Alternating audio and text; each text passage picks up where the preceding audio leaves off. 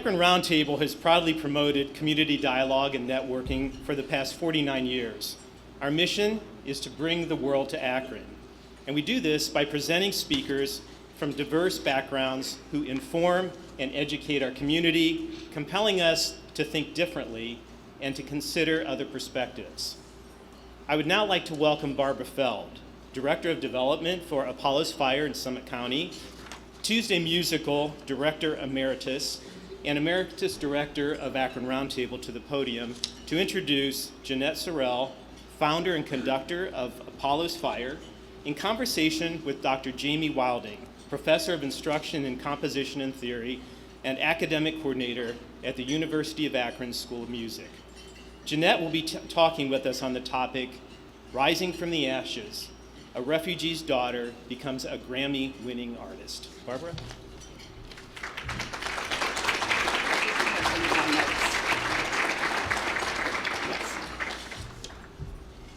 Thank you, Barry. And hello, fellow intrepid roundtable attendees.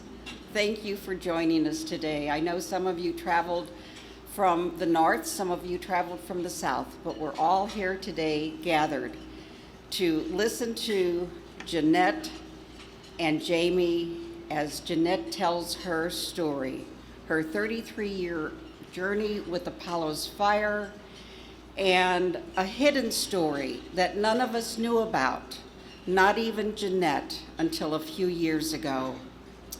I have to say that I've known Jeanette for many years, and I still remain in awe of her artistry, her vision, and what she brings to every performance.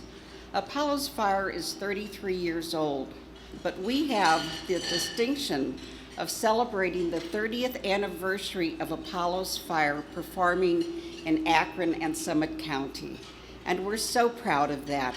Thank you, Jeanette.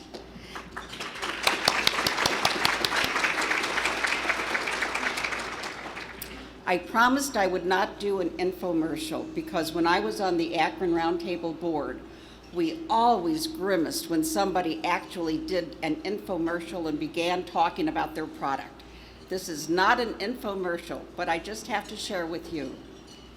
When I attend an Apollo's Fire performance and I see the vision of Jeanette's programming and how she engages with the musicians and the synergy that is on stage, there is such joy in my heart. And I leave that concert hall filled with a joy and with a resounding belief in the power of arts and culture in our country. So thank you, Jeanette, and thank you, Jamie, for moderating what is going to be a really thrilling discussion. Thank you very much. Jeanette Sorrell, welcome to Akron. It's great. Thank you, Jamie.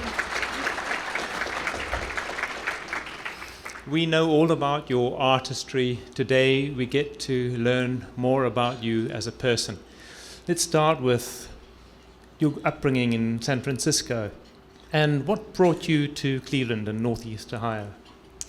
Sure. Well, yes, I was born in San Francisco, and my earliest memories are listening to WC's Afternoon of a Faun on what was called a record, right? An LP record in those days.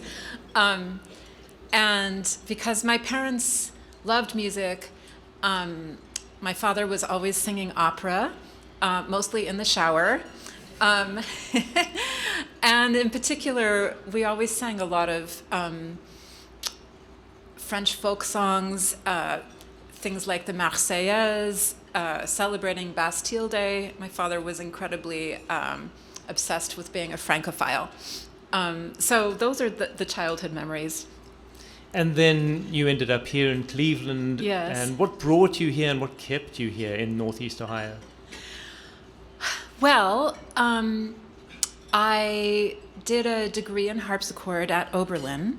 And after that, I had the very great honor of getting to study for a year in Amsterdam with the great patriarch of the early music revival, Gustav Leonhardt, who was a great harpsichordist and just scholar, and really brought the whole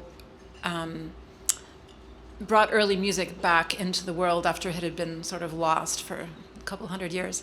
So I studied with him for a year, and by then I was 26 and running out of money. And so I went back to Oberlin, and I was just house sitting for a former teacher, former professor. And I was actually living off of the prize money of a harpsichord competition that I had won. But you know, the thing about prize money from a competition is that it's eventually going to run out, right? And I was vaguely aware of that at the age of 26, but there were no jobs for harpsichord, you know? But I had just been in that house sitting gig for 2 weeks when I got a call out of the blue from the Cleveland Orchestra. And it was their artistic administrator, a lovely British fellow named Roger Wright. And he was in charge of their search for a guest conductor. And I had not applied for their guest conductor job, or excuse me, assistant conductor is what I meant to say. I had not applied for that, but it turned out that they were working with a list of the 15 young up-and-coming conductors in the country. And unbeknownst to me, I was on this list because I had been spotted by a talent scout. And so he said to me, well, you know, you didn't apply, but wouldn't you like to come and talk to us? Because the other 14 people on the list applied and auditioned and were rejected by Maestro von Dohnanyi. So I think this... The last one. Yeah, this poor fellow, Roger, was a little bit desperate. And you know that a major symphony orchestra, of course, has a very tight schedule, and they had already by far used up all of the time that was allotted for these auditions for the assistant conductor. They had really used more time than was possible already. You would never normally audition 14 people. It's usually like 3. So they were in a crisis too. So a couple days later, I went to Cleveland from Oberlin, and so this British fellow, Roger Wright, and Maestro von Dohnanyi and I sat down at a little table in the backyard of his house, Dohnanyi's house, by the side of the pool. This was summertime. And he chatted with me very nicely for about 20 minutes about politics in Germany and a little bit of German history. Dohnanyi's uncle was Dietrich Bonhoeffer, who tried to assassinate Hitler. And I did fairly well in this conversation because my father had taught me a lot about European history. Your father knew a lot about European history. We may come back to that. Okay. Okay. Yeah, but Dohnanyi didn't ask me anything about music. And after about 20 minutes, he said, well, my dear, I'm very sorry, but I don't think there's any point in trying to find time for you to audition with the orchestra. The orchestra is very busy, yeah. And unfortunately, the audience in Cleveland, and I imagine he also was thinking of Akron as well, would never accept a woman as a conductor. This was in 1991. It was not in 1491. And, you know, I probably could have sued him. He was actually stating in front of a witness that the reason I was not going to be able to have an audition was because I was a woman. But I'm not interested in suing people. So I just blurted out the truth. I said, well, sir, that's fine. Actually, I didn't apply for this job. You all contacted me, and I'm honored that you contacted me, but frankly, my first choice would be to work with a period instrument Baroque orchestra. That's really my dream. Which is a crazy thing to say to one of the great music directors of one of the top 5 symphony orchestras. But maybe it's a lesson in the value of just being true to yourself. And so Roger Wright took me aside afterwards and he said, "I'm so sorry. I had no idea that Dohnányi felt this way. I think it's ridiculous, but I love early music and I've always wanted to see a Baroque orchestra happen in Northeast Ohio. And if you like, I will help you because I think you are the person to do it." Which was amazing because I had never met him before that day. Well, that's fantastic. You love Baroque music. Tell us about what drew you to Baroque music and what is it in the passion of Baroque music that makes audiences enthralled? Yeah, so Baroque composers in the early 17th century were trying to recreate the mysterious emotional power that they knew the ancient Greeks had had in their music. Because, of course, in the early 17th century, everyone in Italy was basically trying to rediscover all of the great arts and literature from classical Greece and Rome. And so what they tried to do, composers in the Baroque times, was to use rhetoric and drama to move the emotions of the listener. And for example, they were trying to imitate great oratory. The Roman orator Cicero had great powers to move the emotions of a crowd, right? I think a modern day example is a great Baptist preacher, perhaps like Martin Luther King Jr., who, addressing a crowd, could build up excitement and maybe even whip up the crowd into a great frenzy if that's the goal, and then leave you to quiet contemplation. That's rhetoric in action, and that's what Baroque music was meant to do. And I felt that there wasn't really a Baroque group that was focused on this, so that's what I wanted to do and to create with Apollo's Fire. And you created that, and your determination to create it, perhaps we can come back to your story now with your father, who himself was somebody who had to be very determined to survive against the odds, as you were, to be determined to show those people like Dohnányi that you could make it as a conductor. Let's start the story now. It's maybe, does it begin perhaps when you were a little girl? And what was your impression of your father, and how did that gradually change? Sure. We were a very close-knit little family. It was just my parents and my sister and me, just the four of us. And my sister and I were told that there were no other living relatives on my father's side. We were told he was an only child, no siblings. And we were a very church-going family. And so every Sunday, I loved going to church because I was in so many different choirs and handbells and everything. I was really into it. And my father was the leader of what they called the adult forum discussion class. So the whole family was very engaged in church. And after church, we'd always go out for brunch. But then I was obsessed with wanting piano lessons and kept whining, begging for piano lessons. There was no piano. And frankly, there was no money when I was a child. And I had never thought to ask myself why there was no money.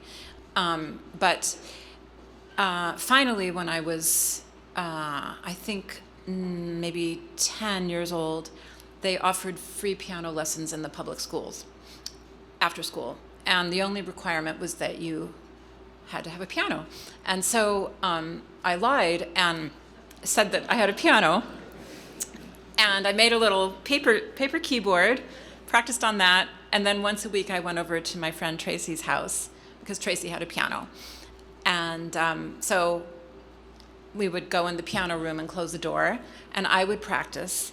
And Tracy's parents thought that she was practicing. And everybody was happy. So after a year, my parents got me a used upright, and I was so thrilled. And then the piano recitals began, and my sister also took lessons, and my parents would always take us out for ice cream after piano recitals. So we were a very close-knit family, and as far as we knew, there were only 4 of us. But when I was maybe 12 or so, my father started teaching me European history. He would give me assignments in the encyclopedia that I had to read about, World War I and then World War II. So 12 years old, I'm sitting there, with my pencil making notes about Archduke Francis Ferdinand starting World War I and this kind of thing. And I didn't know why I was really learning this, but my father wanted me to have an understanding of European history. And our house had more books than the public library. And it seemed that half of the books were about World War II and Nazis. And so it was like a wallpaper of the house, these books. And Daddy never talked about it, really, but the books were ever present.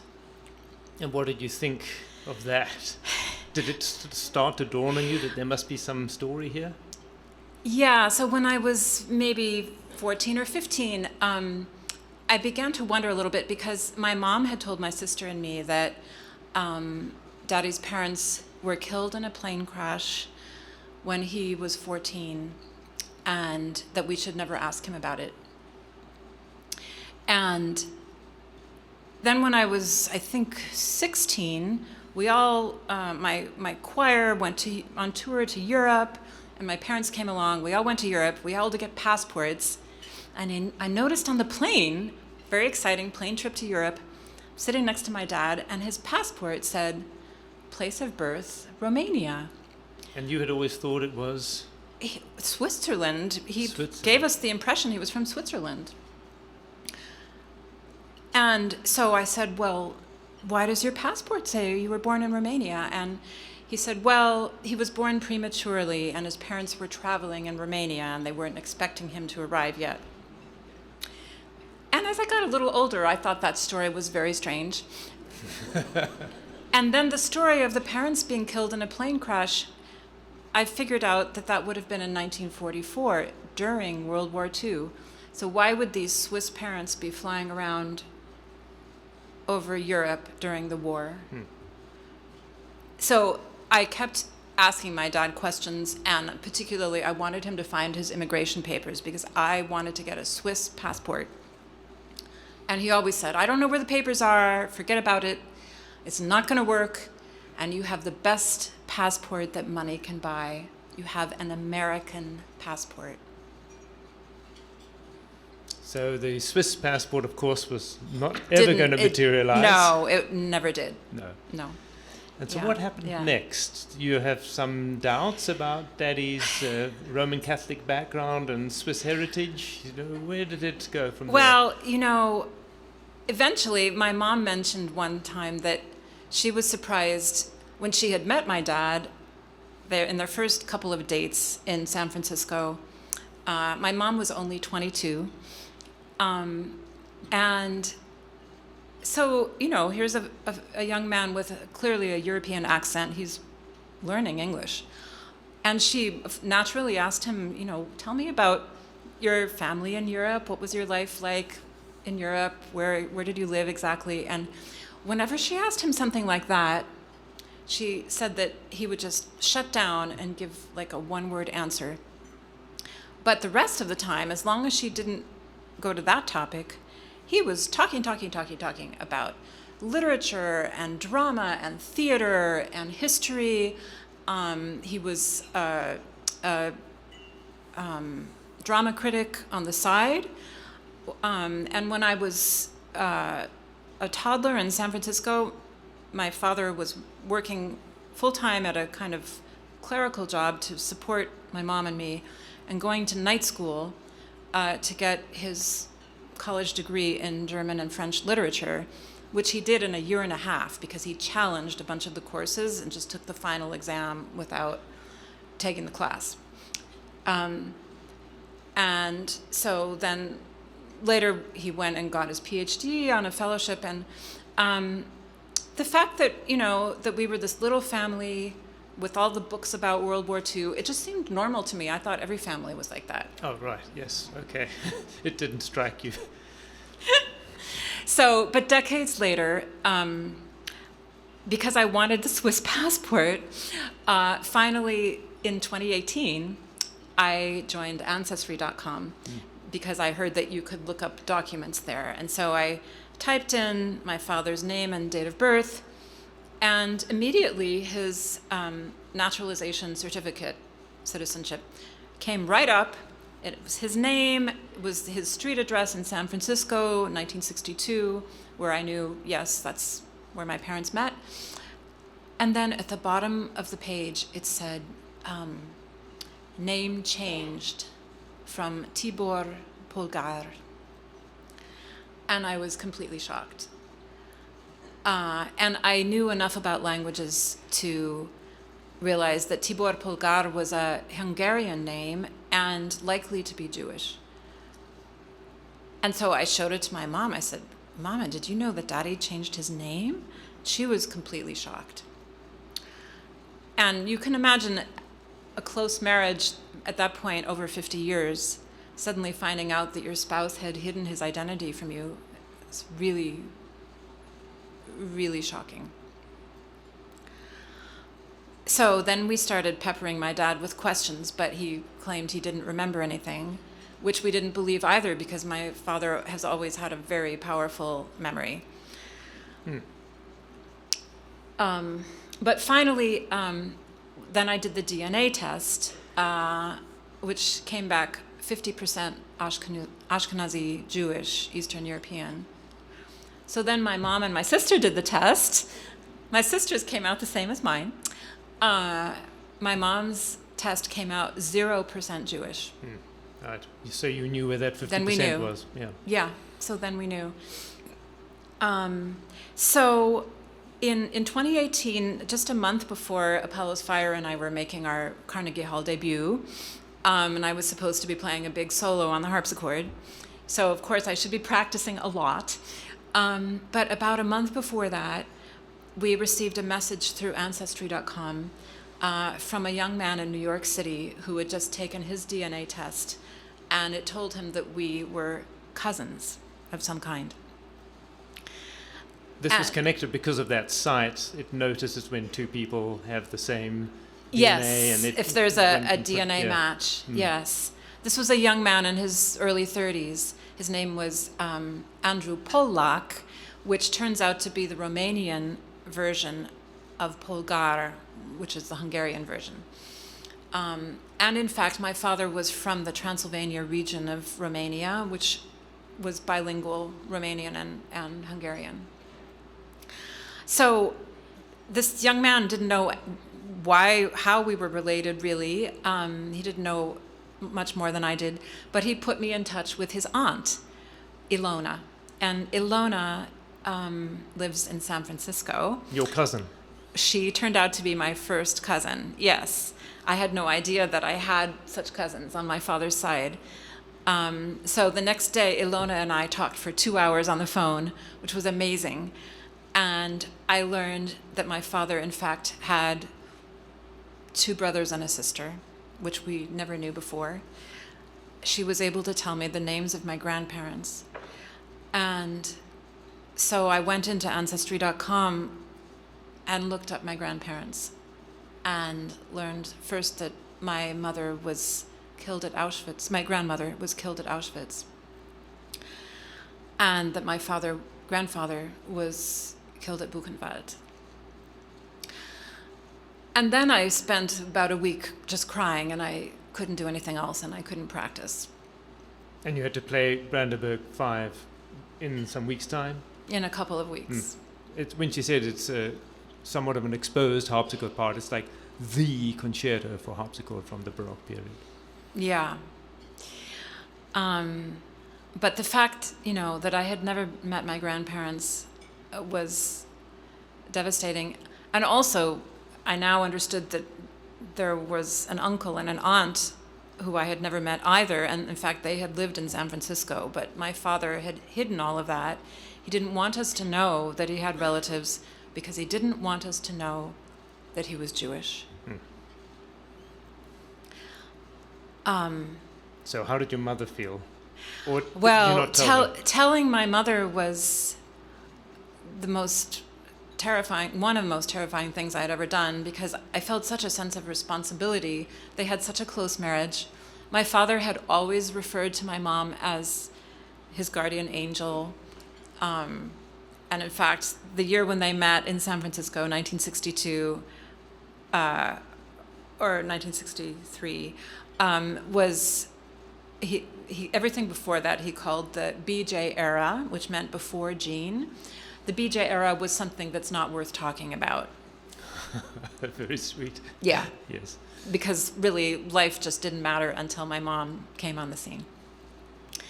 But I told her, and I'm so proud of her because she took it so well.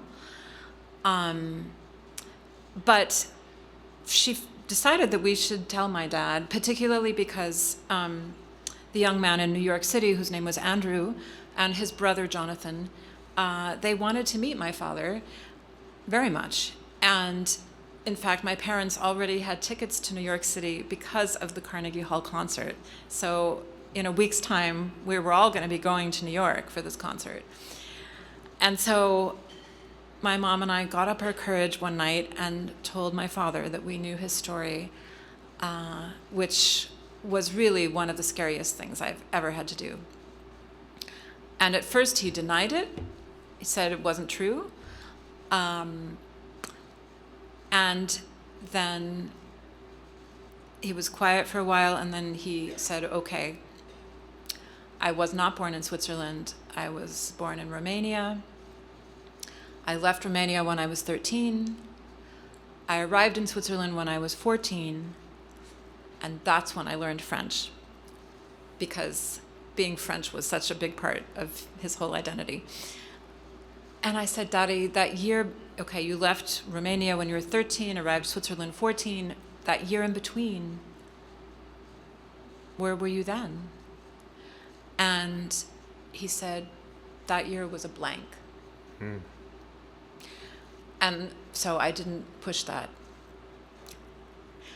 But later, my partner Jeff and I went to visit the Holocaust Museum in Washington, and they gave me a huge dossier on my father because the Germans kept incredible records. And there's his ID card as a 13-year-old child prisoner in Buchenwald. But yeah, and he originally was sent with his parents to Auschwitz and then Buchenwald. And so from the dossier, we know what happened during that year that he called a blank. What else did you find out when you went to the Holocaust Museum? Well, so as many of you may know, Buchenwald was liberated by the American Army in April of 1945. And by that time, my father, who was 14, had tuberculosis, as did many of the prisoners. And so there was a Jewish chaplain in the army who made it his personal mission to persuade the Swiss government to take the orphan boys who had TB. Because in those days, the therapy or the healing for TB was to send the patient way up high in the Alps in Switzerland in a sanatorium. That was the only way they had to try to cure TB. And so my father was sent with 250 other orphan boys to Davos. And can you imagine going from the horrors of Buchenwald to Davos, Switzerland? I must have been an incredible shock. A beautiful mountainside Yes. town with Yes. snow-capped peaks. Well, I mean, today we think of it as the picture of wealth, I think. Yes. Luxury, probably. But there was a whole community of sanatoriums there. And so my father was there. The Swiss agreed to take these boys for only 5 years. But he was there for 5 years, and they saved his life. But as you said, Jamie, he had incredible determination and overcame so many obstacles. Never had, I think, any kind of a counselor or therapist in Switzerland. They did not provide that. But he was determined to leave that behind. I don't think he really ever expected to forget it, but he wanted to protect us from knowing it. He wanted us to just have a life full of laughter and singing and arts, and that's what he gave us. During those 5 years in Davos, what happened with his schooling? Well, according to this dossier that I was giving, he was not in school because he was sick. He was lying on a balcony in the sanatorium, but there must have been books there, and he must have read a lot because he was incredibly knowledgeable about literature, German, French, Italian, Russian, Soviet history, and eventually he became a professor of French and German. How many languages did he speak? 5, kind of 6, yeah. And he ran a foreign film festival and was a drama critic on the side. And but yeah, he had basically finally 1 year of school in his final year in Switzerland when he was 18. That's when he was well enough to go to school, apparently. So what happened when you all arrived in New York and played your recital and met your relatives? You know, I'm sure you know, Jamie, if you have to walk out for a big solo performance and you haven't been able to practice and you feel unprepared, there can be a mentality that sets in that you just don't care because it's hopeless, right? And sometimes if you just don't care, that can be a good thing because you're not nervous. And I was super relaxed, and it turned out to be the best performance of Brandenburg 5 that I had ever played.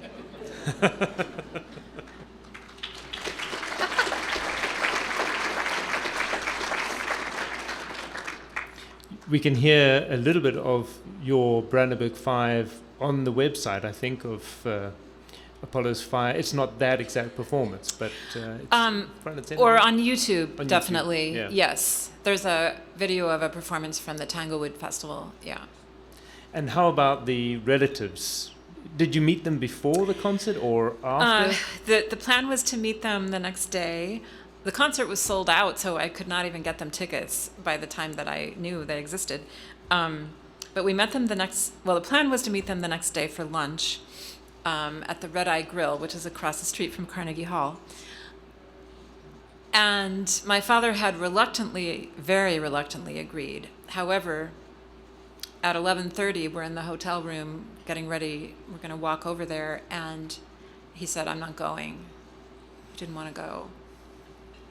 So then we had a 20-minute family crisis, and eventually my mom started crying, and she begged him to go for her sake because she had always wanted to meet his family, and she had missed the chance to meet his brother and sister.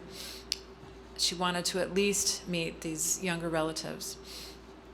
And my father could never say no to my mom. And so he came to the lunch.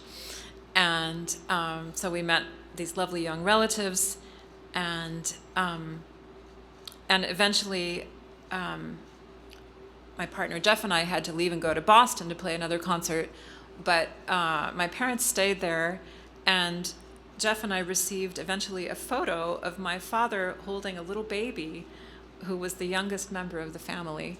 And so, in fact, they had spent some time together and eventually brought the baby out. Oh, how sweet. Yeah. Yes. So, how do you think it affected your parents' relationship now that this information was out? And how did it affect your father in his personality? My father had always been so distrustful of strangers and so just sort of tight, like there was something held in, but we never knew what it was.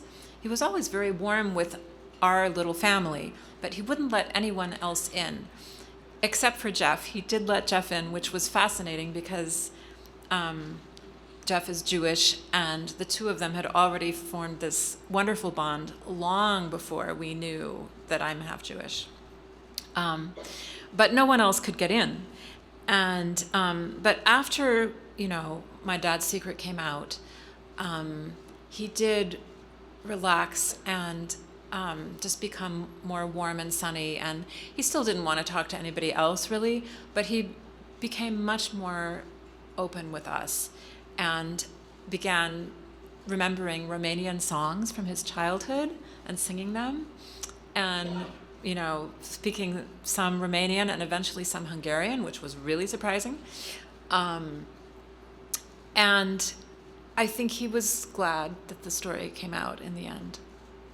And what about you? And you were saying to me that you've never really told anyone this story, although it is out there, there's a written version, but perhaps it is today the first time you are speaking it to a large group in of this people? kind of a setting. Yeah, I've told the story to a journalist and spoken about it maybe to some smaller groups, but this is the first time speaking to something as large and important as the Akron Round Table.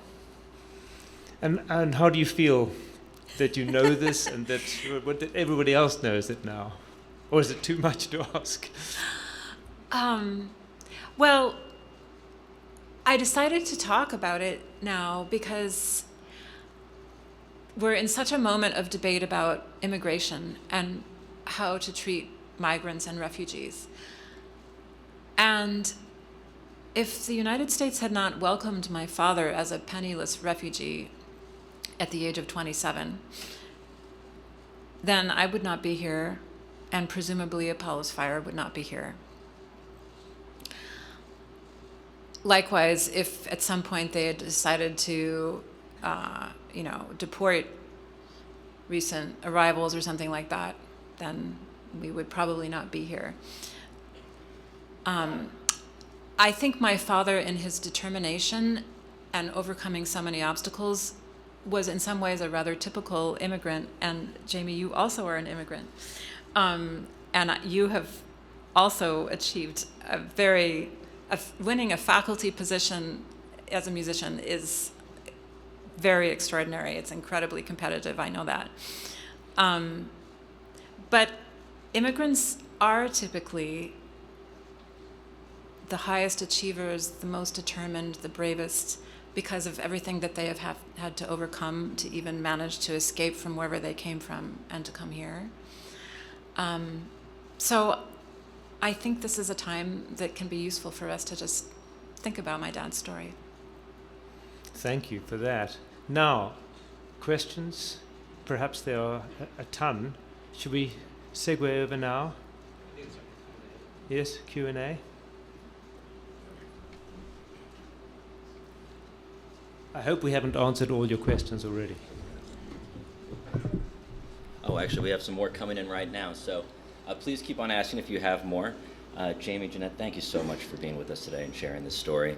Our first question is, Apollo's Fire has made many achievements thus far. Billiard placements, international and national tours. What are future goals for your orchestra above and beyond those outstanding accomplishments?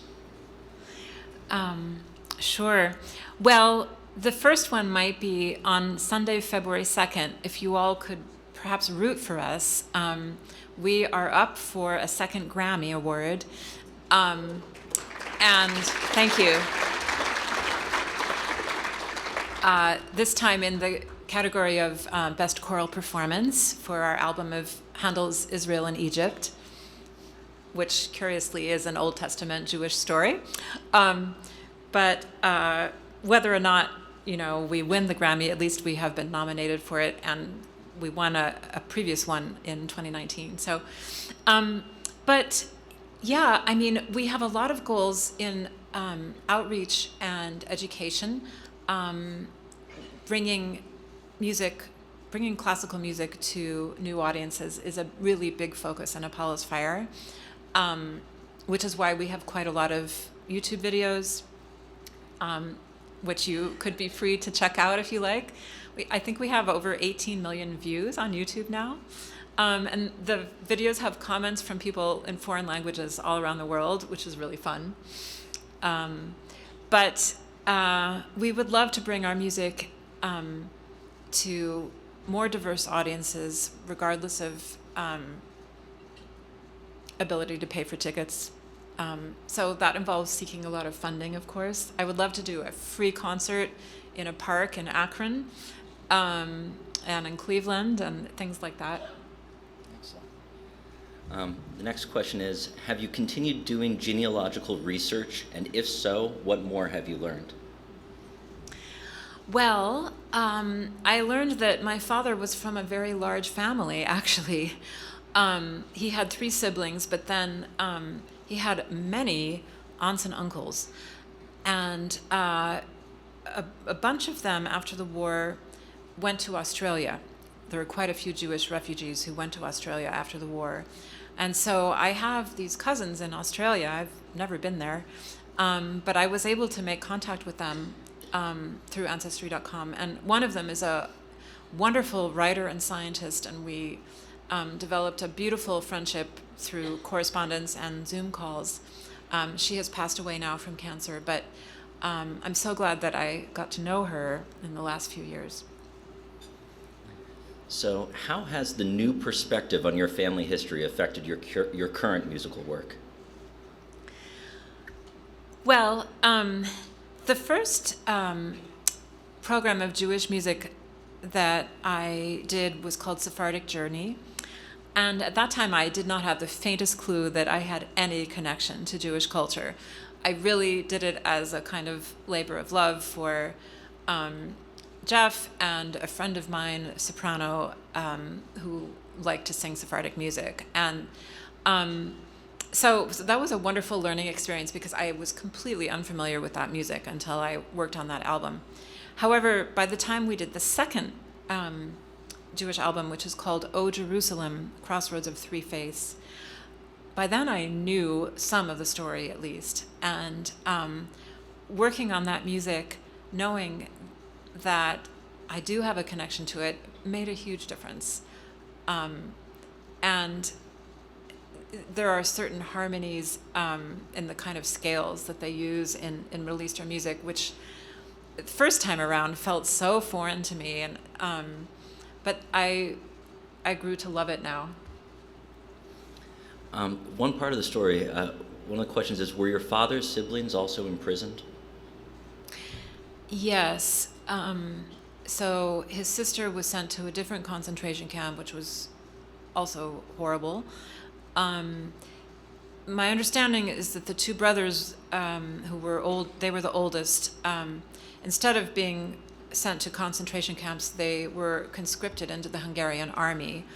And so they had to work in the army. My oldest uncle apparently was a carpenter, and he was assigned to build coffins for the fallen Nazi soldiers. So how challenging is a career in non-mainstream music discipline? Well, you don't go into early music for the money or for fame. You go into it because you love the music. And I think that probably radiates from my fellow musicians in Apollo's Fire. We love the music, and that's why we're there. But in the last 10 years or so, somehow I have fallen into this business of being invited to guest conduct with mainstream symphony orchestras. Next week I'll be with the Detroit Symphony. A couple weeks later I'm with the Los Angeles Chamber Orchestra. I've conducted the New York Philharmonic a couple of times now, and I'll be back with them again next year.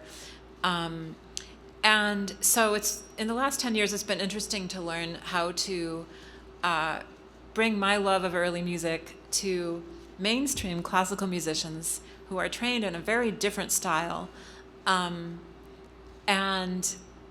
discover with them together how to make this music work on normal classical music instruments, modern instruments, which are somewhat different than the Baroque period instruments that we play in Apollo's Fire. But it's a fun challenge. Can I just ask a follow-up? Because Yeah.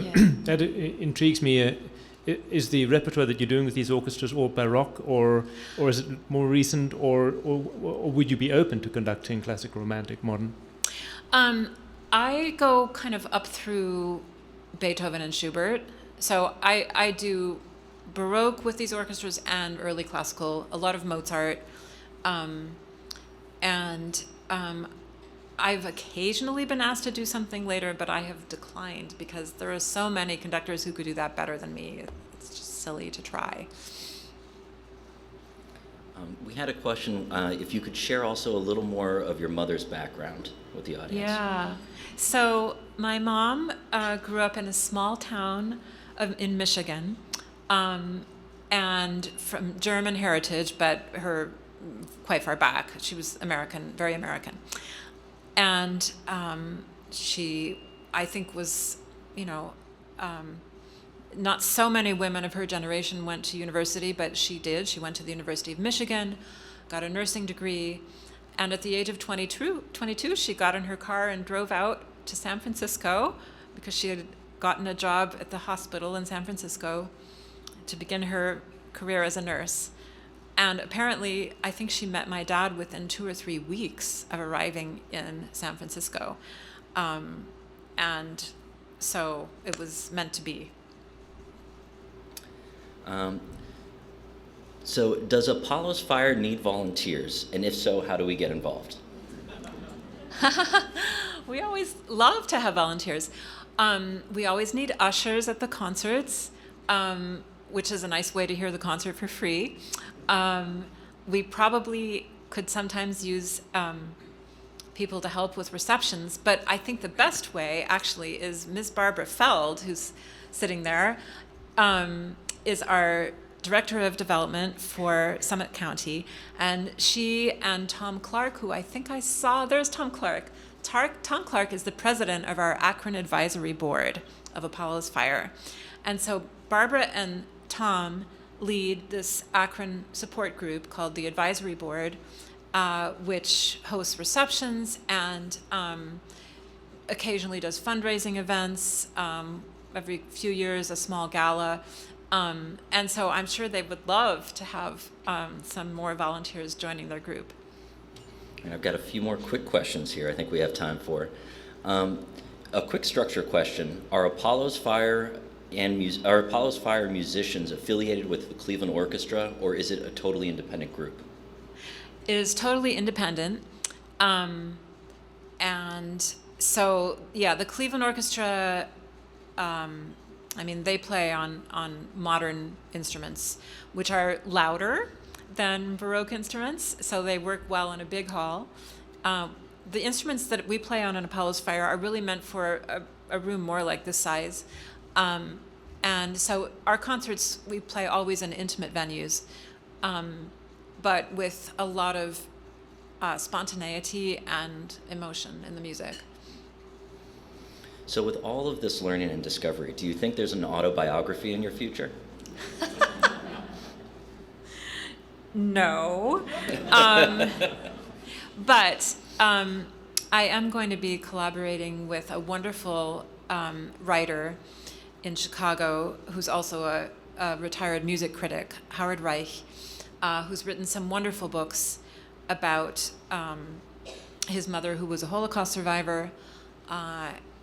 Another book of his is Conversations with Elie Wiesel, which is a beautiful read. I'm going to be working with him on creating a theatrical concert that tells the story of my dad, which I hope will be ready for performance in maybe a couple of years, and we'll probably take it on tour as well. Excellent. No, please, definitely. Applause for that.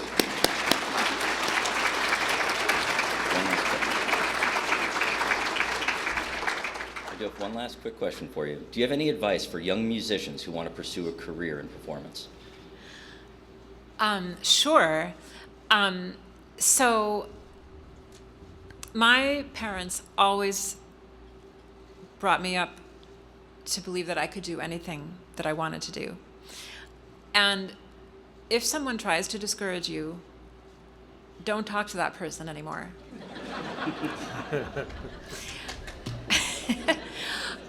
And I, now that I'm older, I understand why my father had this attitude. You can do anything you want to do, because that was how he had to convince himself also. But I would just say for young musicians, look for the best teacher you can find. The teacher is so important. And you never know when you might be given an opportunity suddenly to perform something, or stepping in, as a substitute perhaps, playing in an orchestra, whatever. It's likely that the opportunities will come suddenly and unexpectedly. And so you want to learn as much music as you can and just be ready when that moment might come.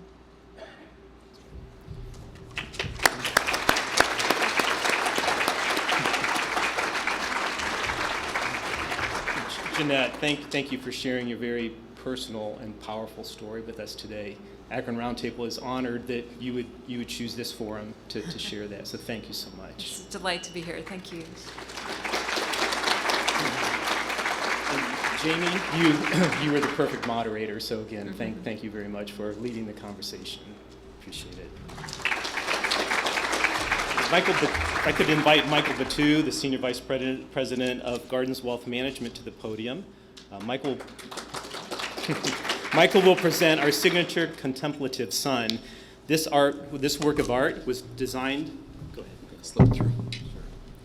This piece of artwork was designed exclusively for the Akron Roundtable by Akron artist Don Drum, and is sponsored by Gardens Wealth Management. Oh, this is beautiful. Thank you so much. This kind of resembles the Apollo's Fire Sun logo a little bit. I love it. Thank you. You're welcome. You're very welcome. Thanks to a new partnership with IdeaStream Public Media, PBS Western Reserve, and the University of Akron ZTV, today's program will be aired on January 23rd at 6 p.m. on PBS Western Reserve's Fusion Channel. Sunday, February 2nd at 2 p.m. on IdeaStream Public Media's WVIZ, and broadcast on Thursday, February 6th at 8 p.m. on WKSU 89.7. So if you have any friends who were unable to be with us today, hopefully you can encourage them to tune in and hear Jeanette's story once again or many times. The series will be available to stream on demand on the Akron Roundtable, PBS Western Reserve, and IdeaStream websites, and the PBS app. Thank you to the University of Akron and its Excel Center for Community Engaged Learning for sponsoring our podcast series. Please mark your calendars now for our next program on Thursday, February 20th, 2025, for our next speaker, Linda Najat, President and Chief Operating Officer of Feeding America. Her topic is Food Insecurity is Pervasive, It Doesn't Have to Be. Be sure also to make reservations for our Bring It Home program on Thursday, March 6th for a pantry simulation, Navigating the Charitable Food System, which will be held at the Akron-Canton Regional Food Bank. This immersive experience will include a pantry simulation in which guests will gain a better understanding of the emergency food system and the hurdles and hardships local families often face while attempting to secure food. For those of you on social media, please follow us on Akron Roundtable on Facebook, X, and LinkedIn to continue the conversation from today's lunch. So thank you again for being with us today. Drive safely on your way home, and we look forward to seeing you next month. Have a great day.